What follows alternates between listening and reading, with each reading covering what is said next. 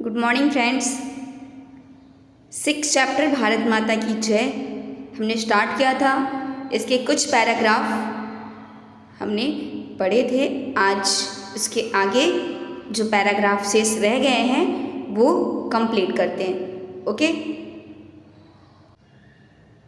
तो चलिए यहाँ से हमारी पैराग्राफ जो शेष रह गए थे वो आगे हम कंटिन्यू करते हैं। अब भी मैंने सवाल करना बंद नहीं किया। बेहद हिम्मत करके एक आदमी ने कहा कि माता का मतलब धरती से है। उस बेचारे किसान का दिमाग धरती की ओर ही गया जो उसकी सच्ची माँ है, भला करने और भला चाहने वाली।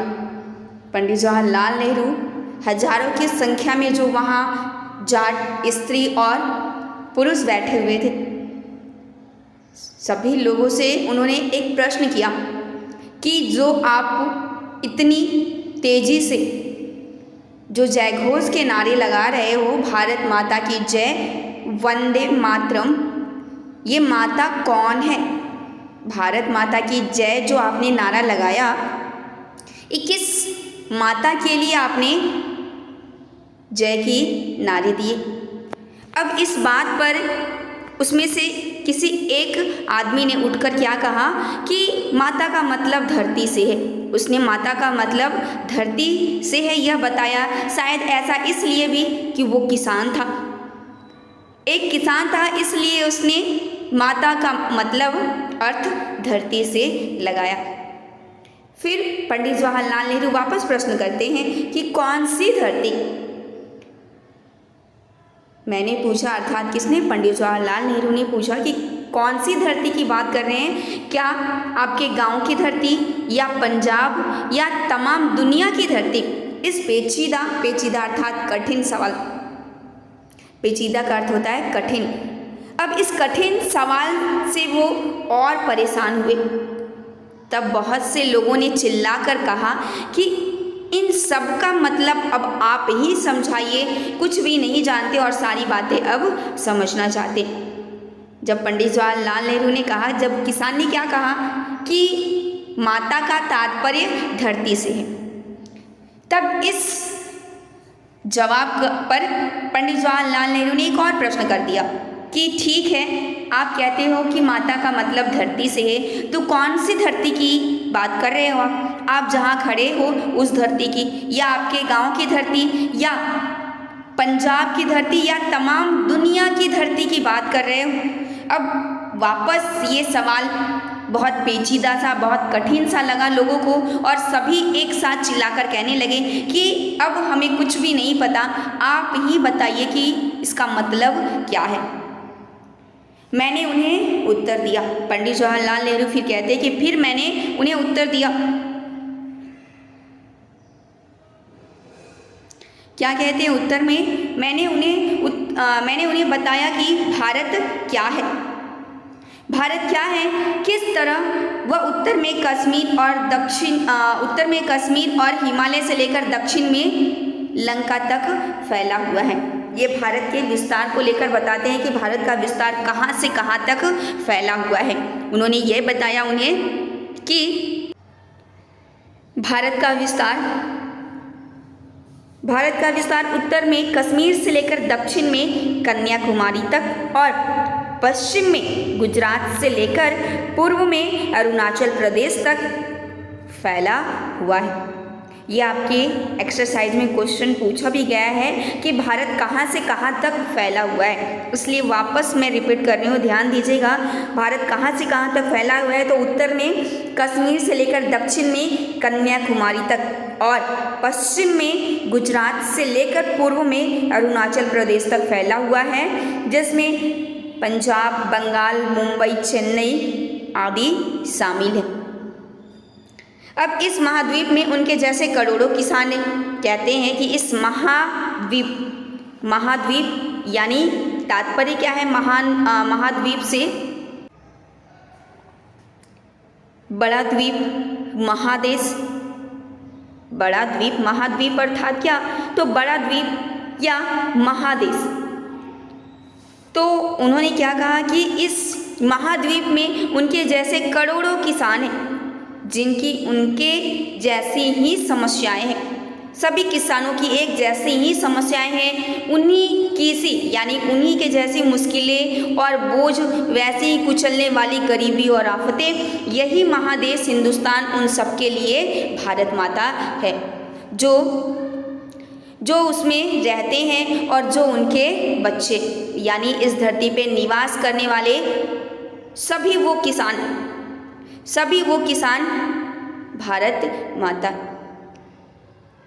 और इस महादेश हिंदुस्तान उन सब के लिए भारत माता, और जो उसमें रहते हैं वो उनके बच्चे।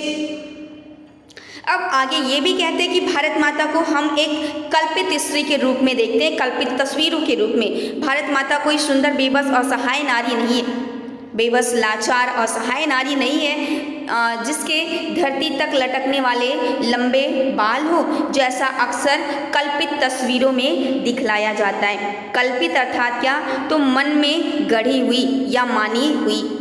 कल्पित अर्थात क्या, तो मन में हम जो तस्वीरें गढ़ लेते, कल्पना कर लेते हैं या मान लेते हैं। अक्सर जब भी भारत माता का जिक्र आए तो हम क्या कल्पना कर लेते हैं, भारत माता एक सुंदर सी स्त्री जिसके लंबे लंबे बाल हैं। तो इस तरह से भारत माता की जब भी आए तो एक कल्पित तस्वीर जो है कहीं ना कहीं हमारे मन में उभर कर सामने आ जाती है। तो पंडित जवाहरलाल नेहरू क्या कहते हैं, भारत माता कोई सुंदर बेबस असहाय नारी नहीं है जिसे हम कल्पित कर लेते हैं। बेबस का अर्थ होता है विवश या लाचार। कोई विवश या लाचार नारी नहीं है जिसके धरती तक लंबे लंबे लटकने वाले लंबे बाल। ये सारी कल्पित तस्वीरें हैं। आगे उन्होंने कहा कि भारत माता की जय या जय बोलकर हमने किसकी जय बोली, उन्हीं जाट स्त्री और पुरुषों को समझाते हैं कि भारत माता की जय बोलकर हमने किसकी जय बोली, उस कल्पित स्त्री की नहीं जो हमने कहीं भी नहीं देखा, उस कल्पित स्त्री की नहीं जो कहीं भी नहीं है। तब क्या यह हिंदुस्तान के पहाड़ों, नदियों और रेगिस्तानों, पेड़ों, पत्थरों की बोली जाती है। जय घोष के जो नारे दिए फिर किसके लिए, हिंदुस्तान के वो पहाड़ों, नदियों, रेगिस्तानों, पेड़ों और पत्थरों के लिए।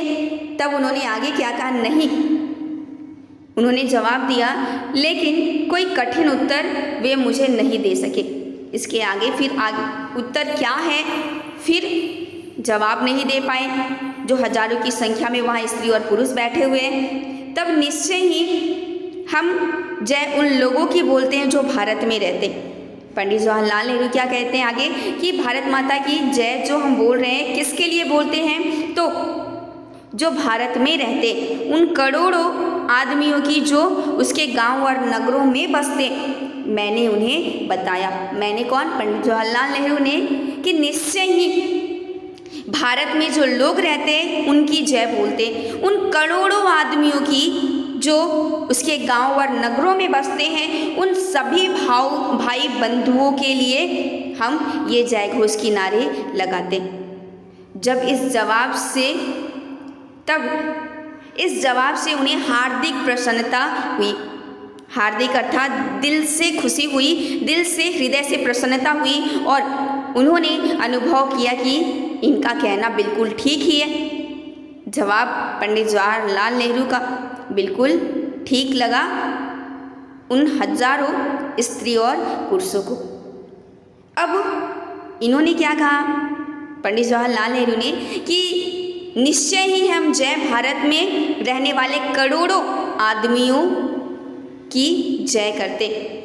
तब फिर वापस प्रश्न आया कि वो आदमी कौन है, वो आदमी कौन है।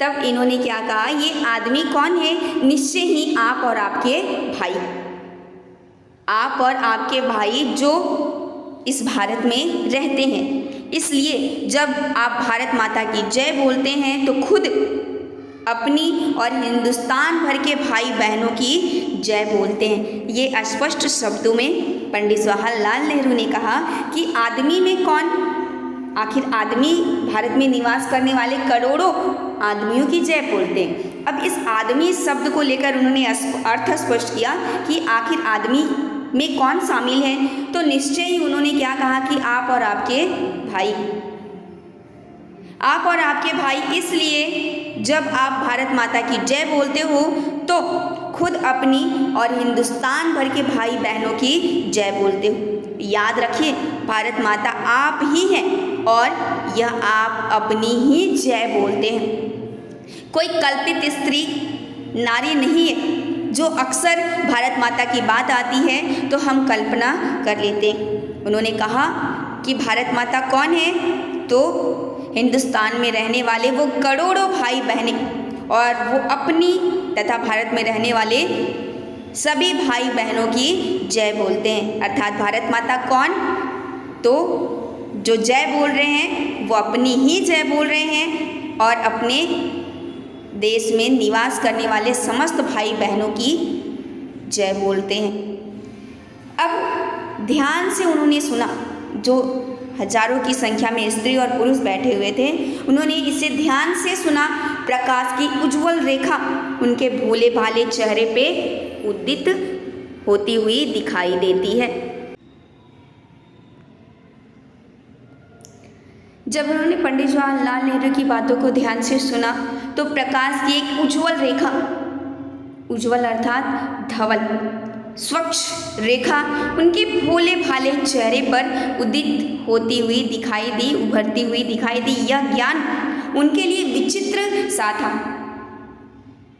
विचित्र इसलिए था क्योंकि अब तक वो भारत माता की जय, वंदे मातरम नारा लगाते थे, लेकिन ये जानने की कभी कोशिश नहीं की कि ये जयघोष के नारे किसके लिए लगा रहे, भारत माता कौन है। बस उन्हें आगे से ये आज्ञा आता कि नारा दिया जाए, कौमी नारा लगाया जाए और एक साथ ये लोग गला फाड़कर चिल्लाना शुरू कर देते थे। जब यह उत्तर सुने तो उनके लिए यह विचित्र था कि वह नारा जिसे वो इतने दिनों से लगा रहे हैं उन्हीं के लिए था, किसी और के लिए नहीं, बल्कि वह स्वयं के लिए और इस देश में निवास करने वाले सभी भाई बहनों के लिए लगा रहे हैं। हाँ, रोहतक जिले के गांव के उन्हीं बेचारे जाट किसानों के लिए, जो रोहतक जिले के गांव में निवास करते हैं जाट किसान, उन्हीं के लिए या उन्हीं की जय है। यानी उस रोहतक जिले के गांव में निवास करने वाले समस्त जाट किसानों की जय। अब आइए एक बार फिर से मिलकर कहते हैं। पंडित जवाहरलाल नेहरू सभी के सामने विचार व्यक्त किए, समझाए उन्हें और फिर कहते आइए अंततः एक बार वापस हम सभी मिलकर बोलते हैं भारत माता की जय। तो इस तरह से हजारों की संख्या में उपस्थित भीड़, जिसमें स्त्री पुरुष किसान कुछ जमींदार सभी शामिल हैं और यहाँ पर भारत माता की जय किसके लिए, कौन है, ये तथ्य पंडित जवाहरलाल नेहरू उनके सामने स्पष्ट करते। तो ये चैप्टर हमारा भारत माता की जय यहाँ कंप्लीट होता है। ओके, और इस तरह नारी के अर्थ से अपरिचित भोले भाले लोगों को नेहरू जी स्वयं इसका वास्तविक अर्थ समझाकर बताते। ओके, तो ये चैप्टर हमारा यहाँ कंप्लीट होता है। उम्मीद करती हूँ आप लोगों को समझ में आया हो।